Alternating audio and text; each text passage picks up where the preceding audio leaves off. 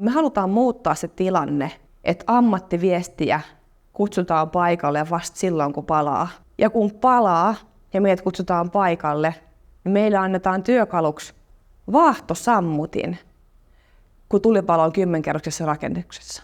Kukaan ei tee muutosta yksin. Kukaan ei voi uudistaa yksin. Meidän pitää löytää keinoja saada johtoryhmän mukaan, saada oma tiimi mukaan, saada asiantuntijat ja muut työntekijät mukaan tähän tarinaan. Ja yhdessä me voidaan se tarina kertoa. Viestintä ja viestintäkyvykkyys on yhdet keskeisimmät strategiset muutoksentekijät ja onnistumistekijät tulevaisuudessa. Ihmisten kyky kohdata toinen toisensa, keskustella toistensa kanssa, mennä samaan suuntaan ilman vastakkainasettelua tai panettelua. Ne on niitä viestintäkulttuurin ytimessä olevia asioita, inhimillisiä asioita, joita ilman se ei muutu.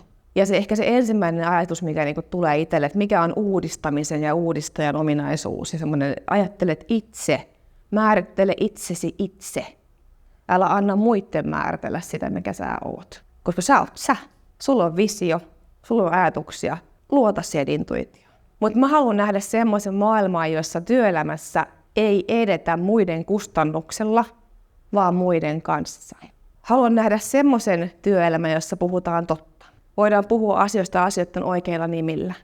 Ja mä haluan nähdä maailman, jossa ihmisiä arvostetaan ihmisen itsensä takia, ei sukutaustan takia, tittelin takia tai virkaiän takia.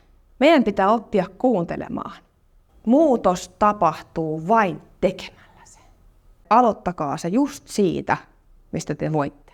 Se on monella meillä suuri vuori, mihin meidän pitäisi pystyä kiipeämään, mutta meidän pitää mennä sinne pienissä paloissa.